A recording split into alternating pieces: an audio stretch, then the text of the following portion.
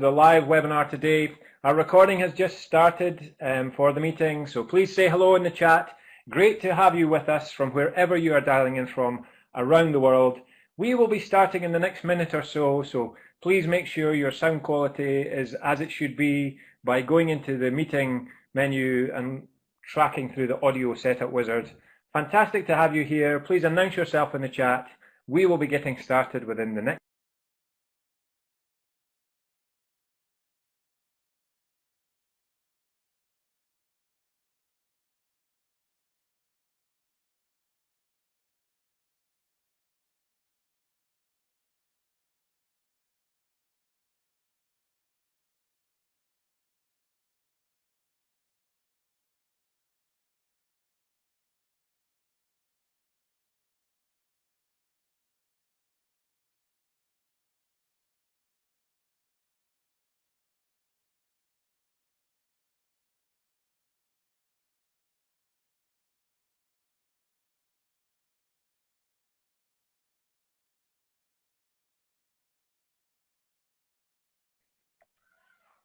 Hello out there to a world of people connecting into Insights today.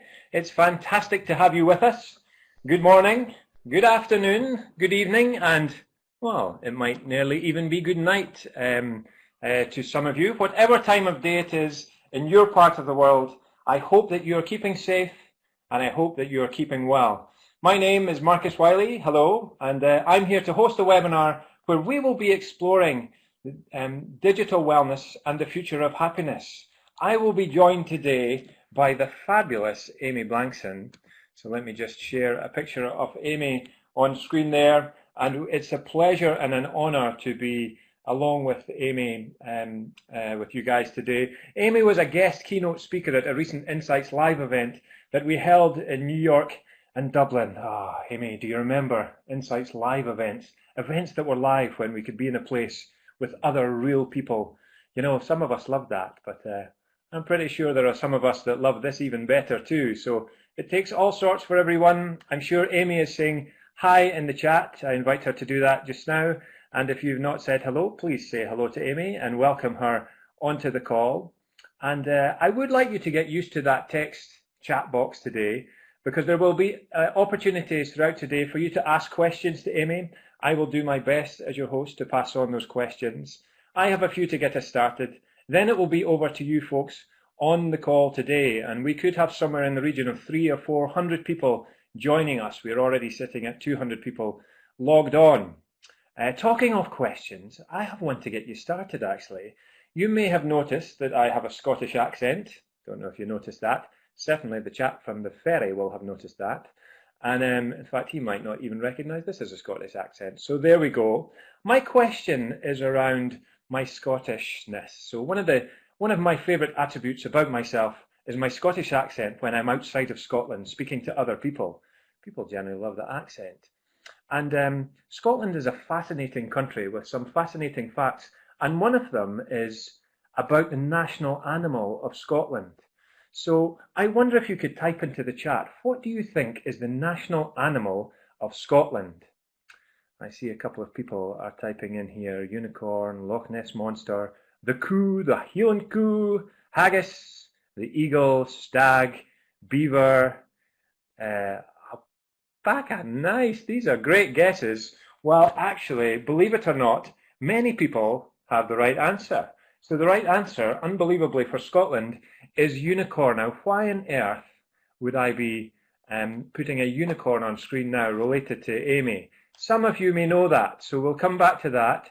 If you know, because Amy is a unicorn, that's right. So we'll come back to that when we introduce Amy, but enough of that little bit of nonsense. Let's get cracking. Let's find out who is on the conversation today. So I'm going to load up a couple of polls for you to answer to. So please tell us which part of the planet you're on right now.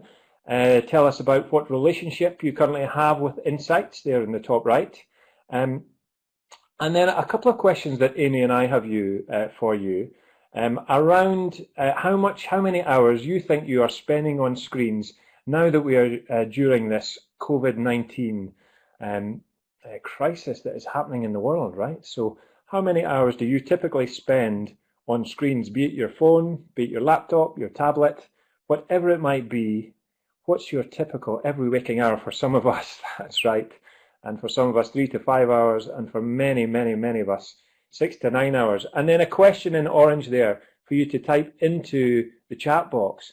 How are you doing with your digital well-being? Give us some comments. Are you balanced with your digital well-being just now, or are you struggling? Are you in control of it? Is it in control of you? Your eyes hurt, like Ellen says. Or do you think you're balanced, but you might want to review? Well, opportunity to do that today. I see we have a lot of people from North America and Europe on the call today, as well as a couple of people from Asia and Africa, and there's always somebody who feels like they're on a different planet at the moment, so thank you for that vote. Many of you are client practitioners of Insights. Thank you very much for everything you do with our organization, and many of you are partners with us. A few employees along, and some people who have no particular relationship with Insights. It's fantastic to have you with us today, and for the rest of you, welcome to our call. We are going to shift across and begin to more formally welcome Amy. So, Amy, I'm going to invite you to come onto the webcam as well, if that's okay. Okay, here comes Amy. Hello, Amy. You might want to test your mic and say hi. Glad to be here. It's great to have you with us, Amy. So, Amy, I guess I started with something around a unicorn, which I'm pretty sure, having introduced you in New York and Dublin, I think we played this unicorn game before. But before we get into some of the poll results there, what's the story with the unicorn then that some people are aware of and other people will be thinking, this Scottish guy's mad? Is there a story behind this? I adore you, Marcus. Thank you for that introduction. Yes, I have gained a little bit of notoriety as being a real life unicorn. My brother, Sean Acor, did a TED Talk back in the beginning of TED days, and he told this story about how when we were kids, he was tasked with keeping me, his little sister, quiet while my parents took a lovely little nap. And we were playing on the top bunk bed, and he had the G.I. Joes fighting against my Little Ponies, and sorry to say, but my Little Ponies were winning, and he didn't like that, so he gave me a little elbow nudge off the top of the bunk bed. I went flying off, managed to land on the ground hard with a thud on all fours. I love your unicorn, Marcus. And my brother knew I was about to scream bloody murder, and so he had to think quickly, and he said, Amy, wait a minute, did you see how you landed on all fours like that? No human lands on all fours. You must be a unicorn, which was a bit of an unfair thing to do because there's nothing more in the world that I wanted when I was all 5 years old at that point, was than to be a unicorn. And so rather than screaming and my brother getting in a lot of trouble, all of a sudden I had my eyes open to this possibility that I could be something more than I ever imagined. And that story has become a bit of a joke between my brother and I, but it's also a great illustration of how when we open our minds to perception and thinking of new possibilities, it distracts us from some of the negative consequences in the world and gives us a new outlook for reaching our potential. So yes, I am now known by more people around the world as Amy the Unicorn than actually know me as Amy. Thank you for sharing that wonderful story. And one of the benefits from working from home in this crisis that we're in just now is, with all my kids around, my 4-year-old daughter Grace has about 15 unicorns. And so when she heard I was talking with you today, she came running and saying, Daddy, please show this on camera. So that's what that was all about. Now, Amy, the poll that we ran there, and I'll just pull this on screen if that's okay in front of my face a little bit. But yeah, what were you expecting from this poll in terms of the amount of time that people are spending on screens? Does that surprise you, or what's your comment on that? You know, it doesn't surprise me so much as it is very telling. I'm going to scroll down a little bit here too, because what we see is that roughly 87% of people are spending 6+ hours on their devices. I'm actually a little surprised that 16% actually responded every waking hour, but I know it feels like it at this point. We are working both ends of the clock, right? Wake up extra early before the children to get work done. We're on screens all day long with our kids, with homeschooling and work, and we're on devices in the evening as we're going to bed, checking the news, checking to make sure that everything's happened around the world in different time zones, that we can stay on top of things. And it feels overwhelming. What's interesting is that before COVID-19, the average amount of time spent online was 2.5 hours for most Americans. I don't know about the global statistic there, but I do know that in America it was 2.5 hours, and millennials were upwards of 6 to 7 hours a day. So it's like the entire world has now shifted to a millennial schedule. And we know that that drove us nuts before COVID-19, but now we're all living that reality. And I think when I'm reading through the chat here of all of the symptoms that people are feeling, from backaches and neck pain and eyes feeling like they're burning and just a little bit frustrated and out of control, that makes so much sense. Yes, I'm actually just getting a message up here saying my computer's about to reboot, so that's kind of an interesting timing in and of itself. Yeah, I noticed that a few people in the chat were saying my digital well-being changes every day. Working from home is making my work-life balance a huge struggle, from Simone. Danielle would say, taking each day as it comes stop me from getting overwhelmed. And Ellen saying, finding a really hard time balancing work-life. It feels like work to FaceTime or Zoom friends for a happy hour. I'm using my work computer for everything. So you're an advocate of digital well-being, Amy. Help us to understand, what does digital wellness mean to you, and why do you feel this is such an important topic, particularly in these moments? I think it's particularly, let me answer that in reverse. I think it's particularly important at a time like this because of the increased uptick in the amount of time we're spending on digital devices that is not exactly by choice at this point. So digital wellness, maybe it was a luxury before the COVID-19 and the quarantine crisis and the pandemic, but now I think digital wellness is an absolute business and lifestyle imperative. We have to figure this out, because if we're going to juggle this many hours on screens, we know it has deleterious effects on our mind, on our body, on our mood, on our happiness, on our productivity, and the list goes on.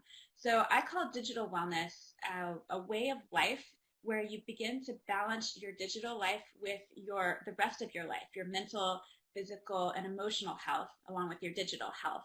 And when we do that, it's not about escaping technology, which can be a solution sometimes, but I think that we need to learn how to live with technology rather than just escape from it. So how can we begin to use strategies in our everyday life to begin to create digital wellness? And that's what this session is all about. I know for many of you like me, I'm literally thinking about my digital balance from the moment I sit down at my computer in the morning and I open my inbox to what I call the tyranny of the urgent. And I'm thinking about it during the day when I'm trying to help all 3 of my children homeschool. If you have never tried to get 20 first graders onto a Zoom session at the same time, you don't know what chaos is. And I'm thinking about digital balance at the end of the day when I'm trying to furiously finish work on my phone, on my laptop, trying to be present, sometimes failing at it, and I know I need it. So any and every strategy I can begin to build into my day to increase digital wellness is crucial at this time. Yeah, thank you, Amy. One of our speakers on the webinar a couple of weeks ago, Hannah Prince, talked about it's not just working from home here, right? We're attempting to work from home in a global crisis, so it's just a different landscape. From those of us that might be used to working from home, it's a completely different experience just now. So, Amy, with everything moving digital, presumably distraction has increased exponentially. Oh, hold on a second, my phone's buzzing. So, sorry, as I was saying, with everything moving digitally, presumably distraction has increased exponentially. Little thing there, right? So, what are your top 3 secrets for balancing productivity and digital wellness? So, what I know about digital distraction is that for every time we get a text message, like Marcus just did, it takes about 2.2 seconds to read the text message. In that span of time, it doubles your error rates on basic tasks. whether that's math or simple to-do list or ordering objects. That's 2.2 seconds, doubles our error rate. If you take a moment to respond back in text, takes 3.3 seconds, it triples your error rates on basic tasks. But the real kicker is that when you interrupt your workflow or your just general flow in life, if you're connecting with a friend or with a family member, that when you get distracted, it takes on average 11 minutes to get back to what you were doing before in the same kind of flow, which is incredible, because if the average smartphone user pre-COVID was picking up their phone 150 times a day, and you start to do the math on how many times that you get distracted from your flow, the numbers become astronomical. So now increase all of that with our increased virtual presence with COVID, and you see that we have a real issue of distraction. And so I wanted to share with you 3 of my secrets that I use in daily life every single day to begin to deal with distraction. And the first one is just when I get to my computer in the morning before I ever start work, I take 2 minutes to watch my breath go in and out. It's a form of meditation. It's also just a moment to settle my spirit, going from this kind of ADHD, culturally always on world, to going to single tasking for just 2 minutes. So multitasking to single tasking. And then as I'm watching my breath, what happens is that things start to settle down into priorities for the day. All of a sudden, I'm thinking of the most important things I need to get accomplished, as opposed to everything. And those 2 minutes tend to be crucial for me over the course of my day, helping me to remember projects or phone calls or people I need to text just to check in on them. And that helps me get my day started. Another strategy I like to use is I turn off all notifications from non-humans, which pretty much just leaves text messages. If you happen to be one of those individuals who has news updates, or you're getting sports updates, or perhaps you've got stock updates, whatever it might be, those distractions that come through every so often are those 2.2 second distractions. They're doubling your error rate. They're helping you lose your flow, or hurting you from being able to be in flow. And so by eliminating and turning off all distractions from non-human beings, that helps you to maximize your ability to focus on one thing at a time. The third strategy I use is just taking a moment in the evening to reflect about how the day went. And specifically, I've been asking myself this question every day about how I'm using technology, and if it's a way that is aligning with my values. So I'm asking, when I'm using technology, why am I using it? When am I using it? Where am I using it? How am I using it? And just taking a moment to check in with myself to make sure, if my top priority is productivity, does that align? If my top priority is family, does my tech behavior align? And if not, it's a great opportunity to start bringing those values and behaviors into alignment. I think it's part of why I love the Insights community, is because this is a community that is big on self-reflection, that's thinking about how we can improve ourselves. And as a positive psychology expert, the way we define happiness is the joy we feel striving after our potential. So these moments of self-reflection truly are about fueling your happiness for the long term. And without stopping to ask those questions, we default into behaviors that typically become rote behaviors, but they're not very thoughtful, and they typically lean towards the tyranny of the urgent. I want to be an individual who's focused, who's driving towards something that I know aligns with who I want to be, and that's what these behaviors help me to do. I love that, Amy, and a couple of things happening in the chat there. Mike Jones pointing out that I wish I could get some sports updates just now, but those have been turned off, so having to revert to things like looking for stats from online chess tournaments, like potentially I sometimes do. I don't know. So there's finding sports that are maybe not so normal, but really good pieces of advice. Actually, I was chatting to one of the founders of Insights this morning, Andy Lothian Senior, and he was reminding me of a Carl Jung quote, which was, "The person who looks outside dreams, the person who looks inside awakens. If you can't go outside, you might as well look inside while you're inside just now." That really kind of made me think about what an opportunity, actually, as busy as we all are, probably busier now than we were in times before for some reason, we do have that opportunity while we're not going outside to look inside. And so with that in mind, Amy, I mean, working in a global environment, as many of us are, working in a virtual environment, as all of us are, means constant connectivity. And but we know deep down that we need breaks. Some of us maybe not taking them. So what's your experience of how top performing leaders establish positive boundaries and communicate them with the people that they work with and lead? Top performing leaders have a real opportunity to shape a conversation around how you want digital well-being to look in your organization, within your team.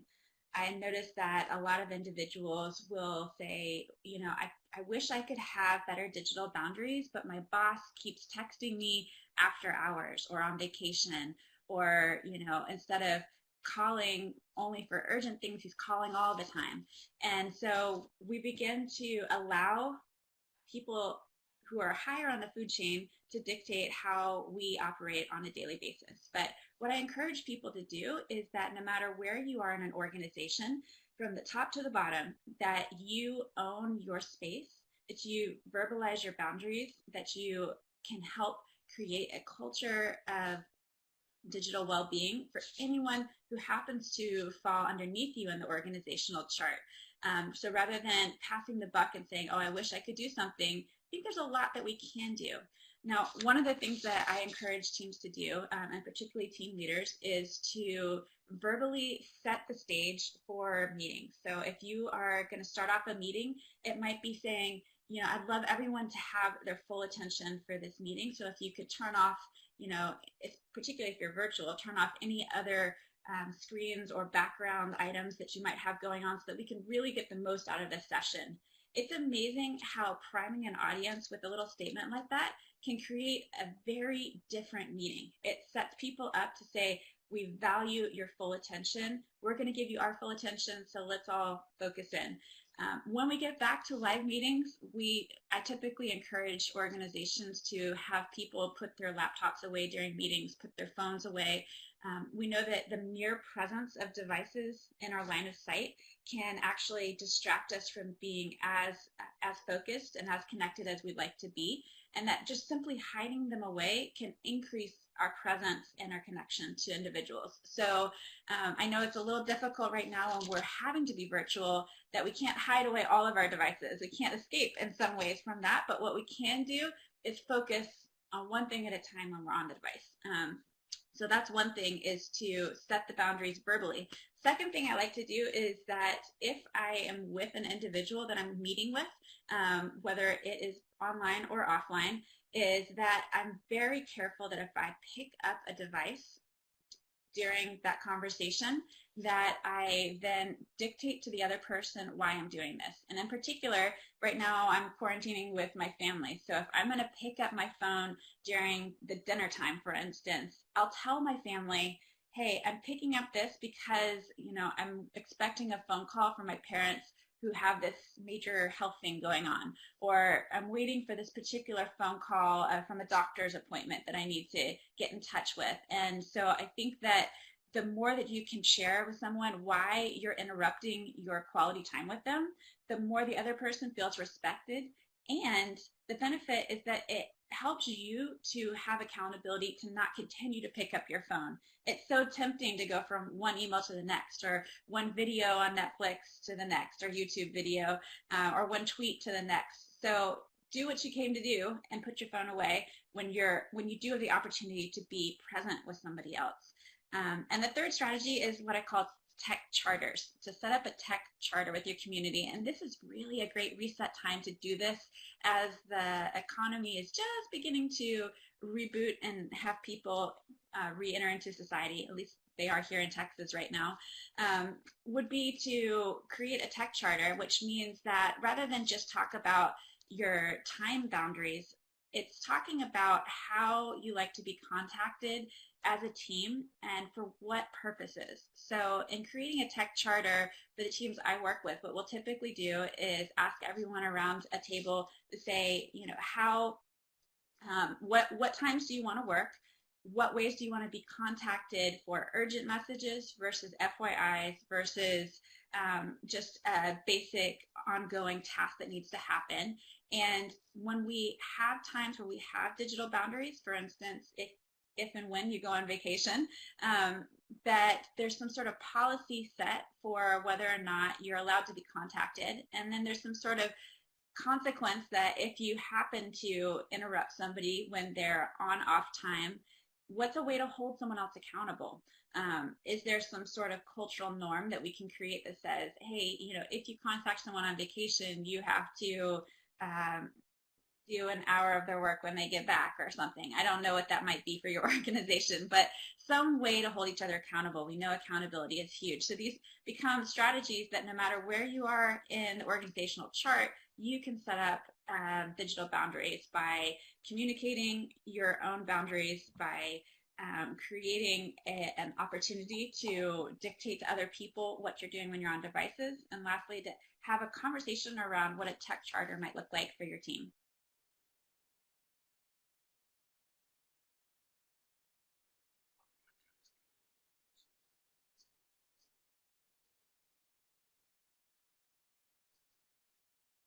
Oh, fantastic, Amy. I mean, such rich pieces of advice. Thank you very much. And for the many people in the conversation today, they'll be thinking about how they can perhaps do that for themselves, but also how they can bring that to the people that they work with, right? This thought process around how to manage, some tech boundaries in this day and age. So I think for those of us on the call, feel encouraged to pick up Amy's thoughts and see how you can help the people, not only yourself, but the people that you work with. I do have a couple more questions, but I do want to open it up in the chat and specifically invite, if from what you're hearing from Amy or what you know of Amy, if you have any questions, please post them in the chat just now, and we'll do our best to pick them up and weave them in. Amy, I wonder if actually we have a bit of a mid-session break and load up a poll about digital wellness. Now, I think it's Digital Wellness Day this week. Do you want to say a little bit about that? Individuals around the globe to not only take a moment to really reflect on their digital behaviors and who they want to be and how they want to show up in the world, but it also is an opportunity. There's quite a few virtual events going on Friday that are free, that are intended to help create digital awareness and support for you. I recognize the irony of having digital meetings about digital well-being, but I think in the current time and place, we'll take what we can get. So there's 40 plus events taking place worldwide that you can find out more about on digitalwellnessday.com. And if you happen to want to organize your own event for your own community, then there's a space where you can do that as well to share with others what you're working on.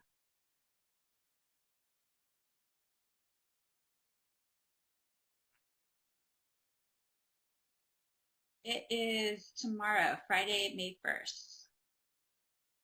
Thank you. And Digital Wellness Days, did you say today or tomorrow?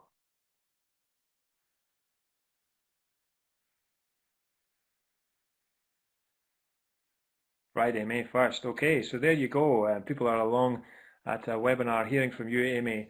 And just some ideas on screen here about things that you might want to do today or tomorrow. And as we heard in the chat, somebody saying, aren't these just some common sense behaviors perhaps? In the poll, which ones of these would you like to commit to doing today or tomorrow for Digital Wellness Day? And by the way, you can click as many as you want on those. I like that only 7 people have said catch up on work. And some results coming in there. And then we're also asking you, how many times during the day do you take a break from your screens? Is it 1 to 2? Is it 3 to 5? Is it 6? Could and should it be more? And also in the chat box, some of the online or offline habits you're using to create balance. Amy, let me ask you that question. What online or offline habits do you use personally to create balance? I'm specifically trying to download everything that's on my mind before the day begins. And so I'm writing about meaningful moments in the previous day. I'm writing about things I'm excited about for the day ahead. I'm writing about things that are concerning for me. I do that in the morning, and then the evening I actually use an app called Day One that takes one snapshot from your phone, something that happened during the day, and then I record my gratitudes with those, with that photo. So I'll typically write 2 or 3 things I'm grateful for. And what I love about it is that we know that the human brain relives the happiest moments when you're thinking about them, because it can't tell the difference between visual experience and actual experience. And so it becomes this awesome opportunity for you to be able to relive that happy moment and record it for the future. So if I look back at that recording of those happiest moments in my app, it helps me to relive those moments again and again every time that I'm entering into the app. So I try to bookend my day, you know, from the morning with the morning pages and the evening with reflection and gratitudes. I'd also say that kids are fantastic for digital balance. I'm sorry?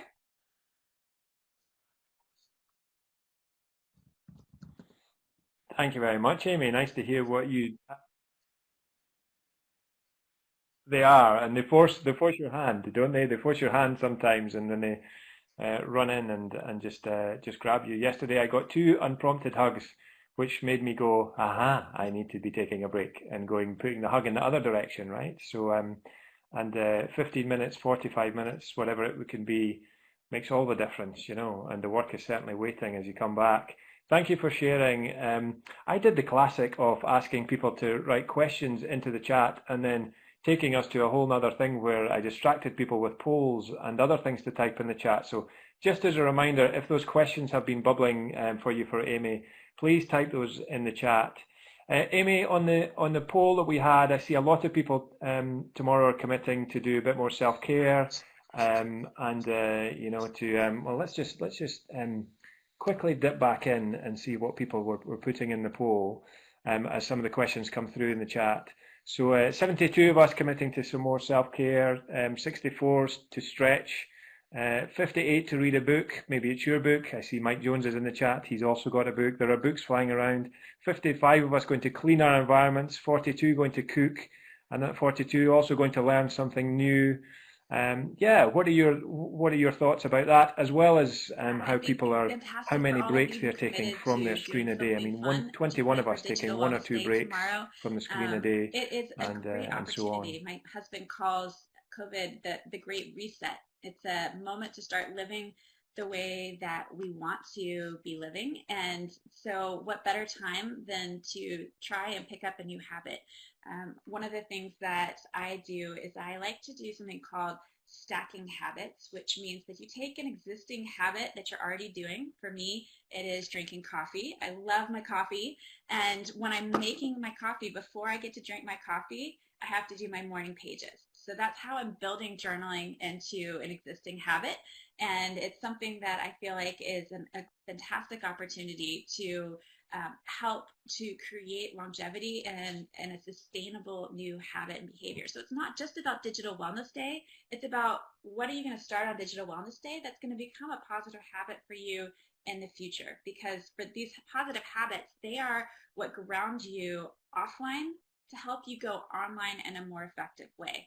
Now, some of those habits that people are committing to, from cleaning their workspace, what I call creating a habitat for happiness, they become an entry door for other positive habits to emerge. They're kind of Kickstarter catalysts for positive change. And so it becomes an opportunity where once you clean your space, then maybe you want to pick up a new habit, and you set up that habit in your new clean workspace so that you can then begin to take a break at a more effective time and then do that positive habit. So to be a little bit clear about that, one of the things that my brother did way back in college was that he wanted to pick up playing guitar. But every time he thought about playing the guitar, he realized the guitar was inside of one of those closets where when you open the door, everything comes tumbling out. And so it was an ordeal to get the guitar out. It was not tuned. It needed new strings. It was inside of a case. There were all kinds of things that were blocking him from actually doing the thing that he wanted to be doing. And so one day he decided to do what's called the 20-second rule, which means that he brought the guitar out to make it accessible within 20 seconds. So he bought a guitar stand for $5. He got new strings, he strung it up, he tuned it, and he set it right beside the couch. Oh, look at that, Marcus. These props are amazing, incredible. And then what he did was he took one habit that he didn't want to do and he made it 20 seconds harder. So he took, for his exercise, he took the remote control and he took the batteries out of the remote control and he put one battery on one bookshelf and one battery on the other bookshelf. So when he sat down on his couch and he was tired from the end of the day and he would have normally reached for that television remote, he realized that it was empty of batteries. He sighed and kicked himself for doing these crazy experiments. And then he looked over to the side. He's like, wow, there's this fantastic guitar here. Maybe I should play guitar. And what happens mentally is your brain says, wow, that's so much easier than not playing, than having to go get the batteries. So I'll just play guitar. And in fact, he did 21 days in a row. He started playing guitar, and it's now something that's become a life habit. So that's the kind of thing that we're trying to do here. We're trying to create new habits, kickstarting it off on Digital Wellness Day, creating some space for you to do that self-care. And that might come in a variety of different ways. I saw that Chris is beginning to write his COVID chronicles, journaling for the first time ever. Kudos to you, Chris. And I saw other people who are picking up other habits that weren't on that checklist, from, taking a break from daily news, or maybe it's limiting reading Twitter to 5 minutes. Maybe you just scale back on a habit that you were doing to something that's a little more reasonable. There's so many different ways you can go about this, but it all starts with giving intention to your attention.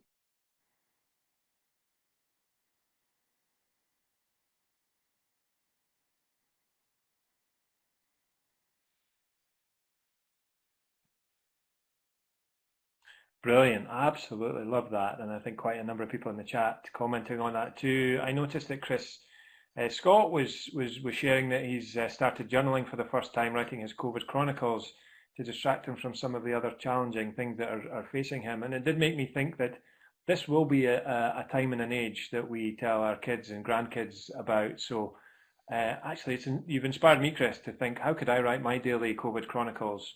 Because that will be my stories in 40 years, 50 years that I'll be able to bore grandkids with. So, but also to just look back on this time and actually remember what actually what happened.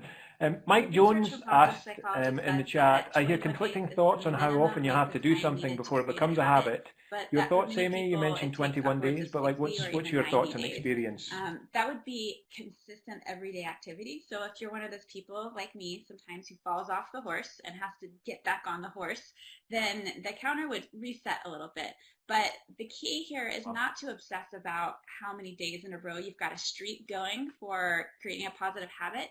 It really is about lowering the bar for when you need to reboot, when you need to get back on the horse, so to speak. So if I fall off, don't get mad at yourself. Just take a moment to say, this is important to me. This is why I'm doing this. I'm going to restart. And when you do that, you lower the pressure on yourself a little bit so that it does become something that you look forward to and enjoy and becomes part of life, as opposed to feeling like something like, oh, I might mess up. I might not do this right. It is truly about doing this for you and why you're doing it.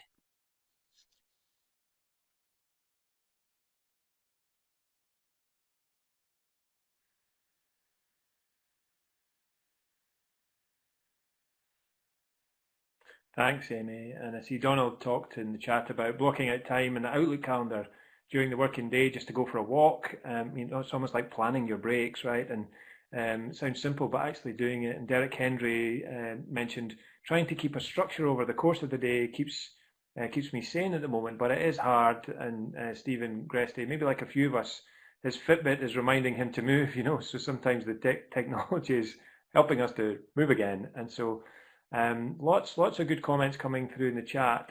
Change angle a little bit. I noticed a question from Leah Goodwin about, are there any case studies of organizations who put digital wellness at the heart of their organization? Specifically advocating for digital wellness.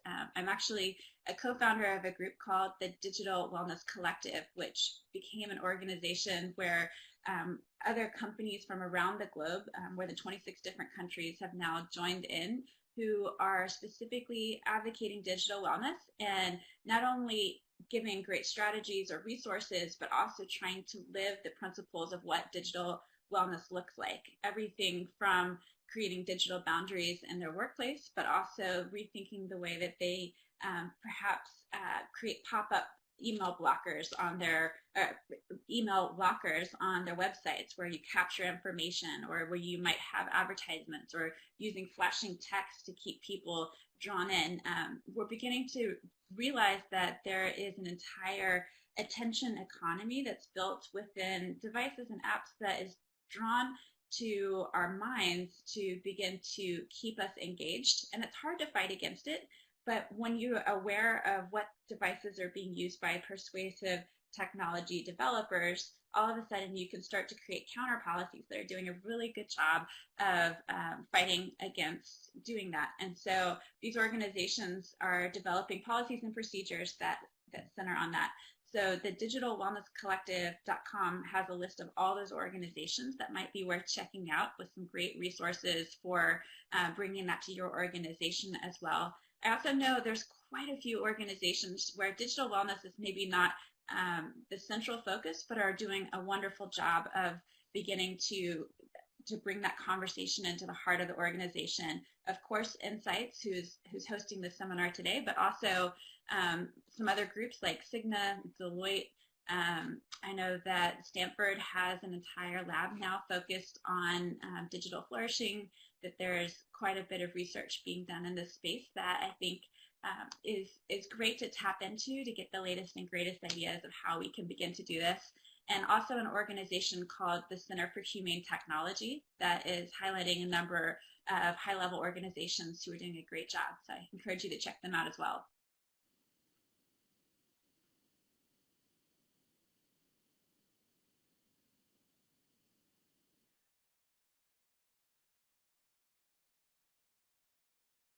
Thank you very much, Amy. And a couple of interesting comments about how even the chat in this section today is people are getting distracted by following the chat and trying to listen to you, and even the simplicity of the layout we have here today, which is just you and me on camera and some chat, no slides, and it just shows you in the smallest environments, actually the distraction is everywhere. You did talk about insights a little bit, and we have for those many on the call today familiar with insights, some maybe not so, but we talk about different personalities and styles through the lens of what we call color energies. So it'd be that fiery red energy that we draw on when we're trying to lead change or create focus, or the sunshine yellow energy that's part of us where we're aiming to communicate with impact, or it enables flow with people and projects, or the earth green energy that we draw on, which we call upon to facilitate development and to nurture a positive climate within a team, or the cool blue energy that keeps us agile in our thinking nodes and establishes robust process. How do you see these different styles or these different energies that we can draw on ourselves individually, question, Marcus, shaping the way that we respond to challenges of our work from home environment, particularly in these times? Insights is very familiar with. We know that within all of us are different color energies that we express different preferences towards at different times. And one of the things that we see with digital well-being is that you get the same sort of effect, that somebody who might be really good at productivity while they're on the computer, they're cranking out information, but maybe they are not as great at relationships or self-care, thinking about overall mental health. And so we begin to see this sort of opportunity to dial up certain skills that we may not be as good at. So when you're aware of your color energies, I lead with sunshine yellow, for instance. I know that I love to connect with individuals, but my ability to dig into data is one of my weak points. And so I actually make an additional effort to dig in more into understanding myself through my Fitbit, or through looking at my screen time information, by reading studies offline that can help inform my online behaviors. So I'm actually using what I know about my color energies, with blue, that cool blue energy being my lowest. I know that that same energy is represented in the way that I approach digital well-being. And Marcus, if you don't mind switching over so I can show the digital flourishing wheel that we've been developing with the Digital Wellness Collective, I think that would be a helpful graphic for people to see that Digital Flourishing, and you'll see the website there, is developed by the Digital Wellness Collective. Digitalflourishing.com is a survey that's free that you can go on. It takes about 5 minutes to assess whether or not you are balancing your digital life effectively and where you might need to put in a little bit more effort into your overall digital health. Marcus, do you mind switching to the next slide there? Wonderful. So this slide is a little bit small. You might have to maximize that window, but it shows you that there are 6 different core elements for your overall digital flourishing that typically when we talk about digital well-being, I hear audiences say unplugging is the only strategy they're trying, or maybe they're just trying to eliminate distraction. But what this wheel does for me is it shows me that there's many, many aspects of digital flourishing that are vital to my overall mental and physical and emotional health. Everything from physical health, we have mental health, we have relationships, digital citizenship, your productivity, your well-being. And in the session, and Marcus, maybe you can speak to how people can download this toolkit, but I wanted to share with everyone who's here this digital flourishing toolkit that goes in a little more detail into not only, I'll show you some of the output that you'll get from it. It'll show you, for instance, in productivity, you'll see the characteristics of optimal use, strategies for tech hygiene, ways to increase your focus and manage your distraction, and it goes through for each section on that digital flourishing wheel ways that you can begin to build this out in your life. So as you take that digitalflourishing.com survey, that's a great resource for helping you to think more holistically about what digital wellness means for you. And I hope you'll take advantage of it. It's a free service, but when you're looking at this wheel, you'll notice, those of you who are familiar with the Insights color energies will notice a lot of resonance between the different colors that you're very familiar with. The red, be bright, be bold, be gone, or the sunshine yellow overlays very nicely with what you're seeing here in terms of digital flourishing. And I think that as you begin to develop your awareness of what your color energies are, that your digital wellness will come right alongside that, and you might begin to think about the behaviors and strategies that you need to introduce into your life that maybe don't come so easy, but are the very things you need to reach your full potential.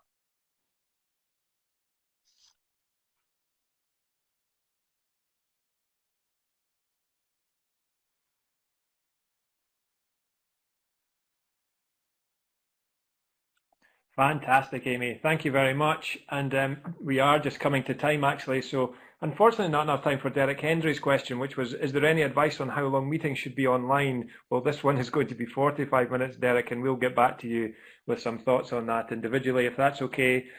On the screen here, just beside, I guess, which way do I look? Do I look this way? And I'm looking at a file share. If you click on that digital wellness file, and select it, you should be able to download the file. We will also send out a link after this meeting so that you can do that. Please give us a bit of feedback in the survey here about how helpful this webinar has been. A couple of more minutes to wrap up just before I say thank you to Amy. If you want to connect directly with Amy or myself, you can access our LinkedIn profile by clicking on the PowerPoint screen just now. That will take you out to LinkedIn. So if you would like to connect with us, that's a photo of myself when I had bleached hair. So there you go. And a photo of yourself when your hair was not so bleached, Amy, I guess. So there we go. And hair is quite a thing of COVID. And Amy also has a book called The Future of Happiness.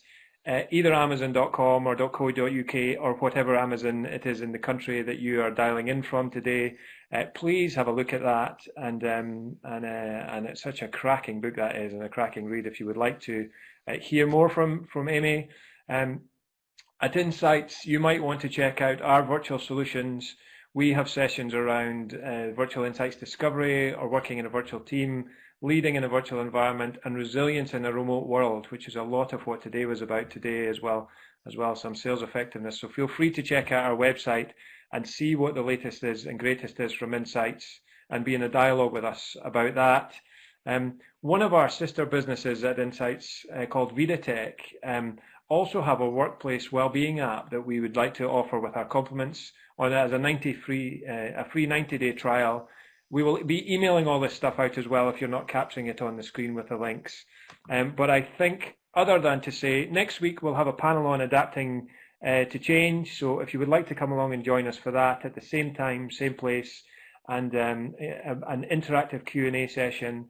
And if you're a practitioner, look out for some of the education events and some of the resources you can grab. Amy, it has been a pleasure to host you and an honour to have you with us, along with the unicorn piece that you have. Wonderful. I just wanted to say thank you very much. We'll leave the last word, any parting comment to you, Amy, and then we will be at a wrap. Over to you, Amy. This session of Digital Wellness Day. Kudos to all of you who've committed to positive behavior, and I'm excited to see where that goes.